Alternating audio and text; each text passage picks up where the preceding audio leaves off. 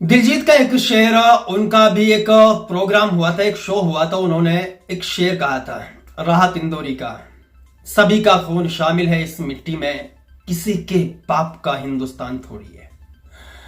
ये जो बयान अभी इलाहाबाद हाई कोर्ट के जज का, एस के कुमार यादव का बयान देश में, पूरे देश में वायरल हो रहा है, और उस बयान को लेकर जिस तरह उन पर थू थू हो रही है ना, वो एक अलग लेवल की है। लेकिन यह मामला जो है सुप्रीम कोर्ट तक पहुंच गया है। सुप्रीम कोर्ट के संजीव खन्ना, उनका बयान और उनका जो फैसला है वो इस बयान को लेकर साफ हो चुका है। इसके बारे में हम आपको बताएंगे कि सुप्रीम कोर्ट ने इस पर क्या कुछ कहा है। और इस जज ने, जिसने बयान दिया था, मुसलमानों को कठमुल्ला कहा था, उस जज ने अपने बयान को वापस लेने का भी मन बना लिया है। और उस बयान में जो कुछ कहा था उसमें भी उन्होंने मतलब करेक्शन करने की भी सोच ली है कि जो मेरा बयान था उसे तोड़ मोड़ कर पेश किया जा रहा है, उसे गलत तरीके से लोगों के सामने लाया जा रहा है। और यही नहीं रुके वो, उन्होंने हिंदुओं को भी कठमुल्ला बोल दिया है। मुसलमानों को बोला था उस बयान में, लेकिन अब जब घिर चुके हैं, जब वो कहावत है ना, अब आया ऊंट पहाड़ के नीचे, जब सुप्रीम कोर्ट का डंडा पड़ा है, जब सुप्रीम कोर्ट का आदेश सामने आया है, गद्दी जाने का डर और जेल जाने का डर जब सामने आया है, तब उन्होंने कहा है कि इसमें कठमुल्ला जो होते हैं वो हिंदू भी हो सकते हैं, कठमुल्ला हिंदुओं में भी हो सकते हैं। तो उसने हिंदुओं को भी नहीं बख्शा है। इसके बारे में थोड़ा सा विस्तार से बात करेंगे और आपको बता दें कि इस जज के फेवर में भारतीय जनता पार्टी के केंद्रीय मंत्री गिरिराज सिंह उतर चुके हैं। हाँ, गिरिराज सिंह ने भी इनके फेवर में बयान दिया है, उन्होंने भी इनका सपोर्ट किया है। तो तीनों खबरें आपको थोड़ा सा विस्तार से बताएंगे। आप लोगों से अपील है, जो लोग ऐसे हैं जिन्होंने अभी तक हमारा चैनल सब्सक्राइब नहीं किया है, पहली फुर्सत में चैनल को सब्सक्राइब करें, बेल आइकन प्रेस करें और इस वीडियो को लास्ट तक देखें। अच्छा लगे तो इसने मैंने इसे अपने यार दोस्तों में जरूर शेयर करें। सबसे पहले मैं आपको बता देता हूं, भारतीय जनता पार्टी के केंद्रीय मंत्री गिरिराज सिंह ने एस के कुमार यादव के उस बयान पर क्या कुछ कहा है, उनकी अपना व्यक्तिगत पर्सनल ओपिनियन क्या है, उनकी राय क्या, उस बयान को लेकर वो क्या कहते हैं, तो उसके बारे में आपको बता दूं। देखो, इसके जवाब में उन्होंने कहा है, न्यायाधीश शेखर यादव जी ने जो बयान दिया है वो 200% सही है। यार शर्म आती है इस तरह की बातों को सुनते हुए। इतने ऊंचे ऊंचे पद पर बैठने वाले लोग इस तरह की मानसिकता रखेंगे, इस तरह की सोच रखेंगे, तो फिर आप सोच लीजिए इंसाफ कितनी दूर जा चुका है। हाँ, न्यायालयों में इंसाफ नहीं है, अब सिर्फ पक्षबाजी हो रही है, वन साइड फैसले हो रहे हैं, वन साइड इंक्वायरी हो रही है, वन साइड कार्रवाई हो रही है। केंद्रीय मंत्री हैं जिनकी ये सोच है, जिनके ये विचार है कि जज शेखर यादव ने जो बयान दिया था वो 100% से नहीं है, वो 200% ठीक है, 200% जो है वो ठीक है। इसमें यह देखना जरूरी है कि वो कहां बयान दे रहे थे, किस मंच पर थे।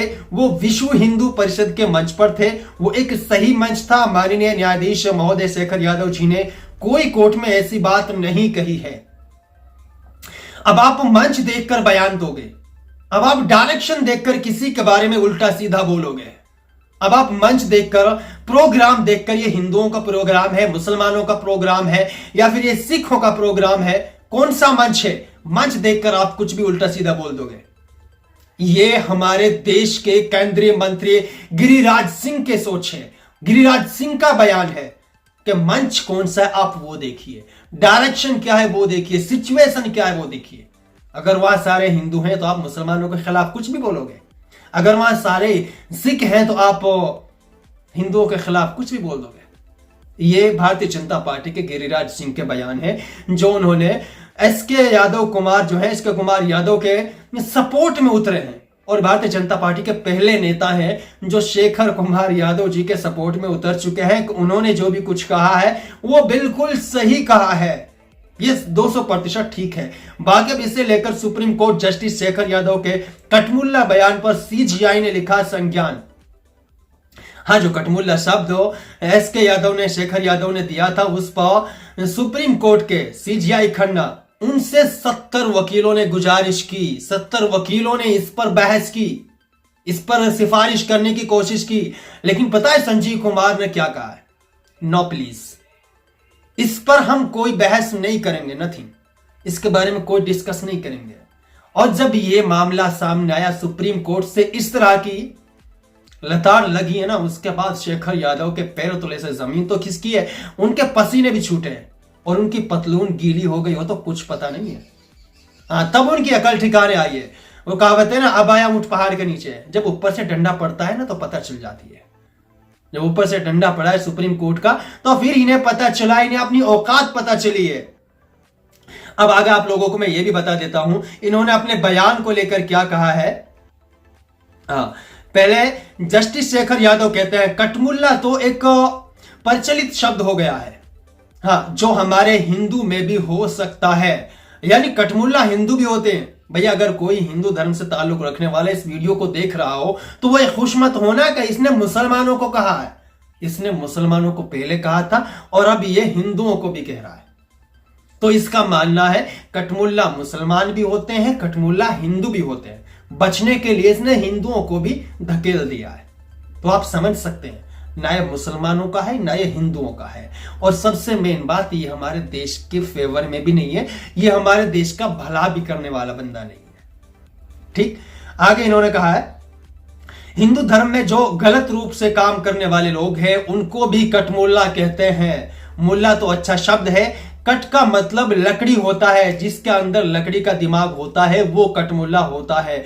वो हिंदू में भी हो सकता है, मुस्लिम में भी हो सकता है। यह अपने बयान को छुपाने की कोशिश कर रहा है। जो गुनाह इसने किया है उस गुनाह को छुपाने की कोशिश कर रहा है कि कट लकड़ी का नाम होता है, लकड़ी को कहते हैं जिसमें लकड़ी जैसा दिमाग हो, उसे कटमुल्ला कहा जाता है। बहुत अच्छा भाई, पहला तुम किसी का लात मार दो और उसके बाद बोल देना कि भैया तुम्हारे यहां पर कोई फोड़ा फुंसी हो रहा था, उसे ठीक करने के लिए मैंने तुम्हारा लात मार दी। ये ठीक चल रहा है इनका। आगे इन्होंने और भी कुछ कहा है, उसके बारे में आपको बता दूं। इनसे जब पूछा गया कि जब संविधान के हिसाब से सब लोग बराबर हैं तो फिर इस तरह का बयान क्यों दिया आपने, इस तरह एक खास समुदाय के लोगों को टारगेट करते हुए कटमुल्ला शब्द का इस्तेमाल क्यों कहा, उसके बारे में इन्होंने कहा है कि जस्टिस शेखर यादव कहते हैं कि मेरे बयान को तोड़ मरोड़ कर बयान किया जा रहा है। बहुसंख्यक का मतलब है जिनकी सोच अच्छी है, यानी प्रगतिशील सोच है, तो उनके आधार पर यह देश चलना चाहिए। हिंदू मुस्लिम का इसमें गलत सेंस लिया जा रहा है। बहुसंख्यक का सीधा सा मतलब है इस देश का आगे ले जाने वाले लोग। यानी इसने बहुसंख्यक लोगों के बारे में भी जिक्र किया था अपने बयान में कि यह देश जो है बहुसंख्यक लोगों के हिसाब से चलेगा। इसका मतलब निकाला है इसने कि जिनकी सोच सही होती है, जिनकी मानसिकता सही होती है, जो देश को आगे ले जाने वाले लोग होते हैं, ये देश उनके हिसाब से चलेगा। अपने बयान में वैसे ये क्रिएशन करना बहुत अच्छे से जानते हैं, अपने बयान पर पलटी मारना बहुत अच्छे से जानते हैं। आगे अब इसे लेकर हम आपको थोड़े खुशी के मैसेज और दे देते हैं। देखो इसके बारे में कोर्ट के अंदर ये इस जज को हटाने में मोदी शाह भी हमारा साथ दें। अगर वो साथ नहीं देंगे तो लगेगा कि वो जज के साथ हैं। मोदी और अमित शाह को भी सुप्रीम कोर्ट की तरफ से यह आदेश है कि इस जज को हटाने में और इसके खिलाफ फैसला सुनाने में आप कोई अपील मत करना, आप कोई गुजारिश मत करना। लेकिन फिर भी भारतीय जनता पार्टी के केंद्रीय मंत्री गिरिराज सिंह का बयान आ गया तो आप मान सकते हैं कि भारतीय जनता पार्टी कौन से फेवर में जा रही है। इसे लेकर और मैं आप लोगों को बता दूं, इस जज पर नफरत फैलाने वाले भाषण के लिए मुकदमा चलाया जाना चाहिए और पद छोड़ने के लिए भी कहा जाना चाहिए। करुणा नंदी ये सुप्रीम कोर्ट की वकील है, इन्होंने भी इसे पद से हटाने की मांग की है और इन्हें सजा सुनाने की भी मांग की है।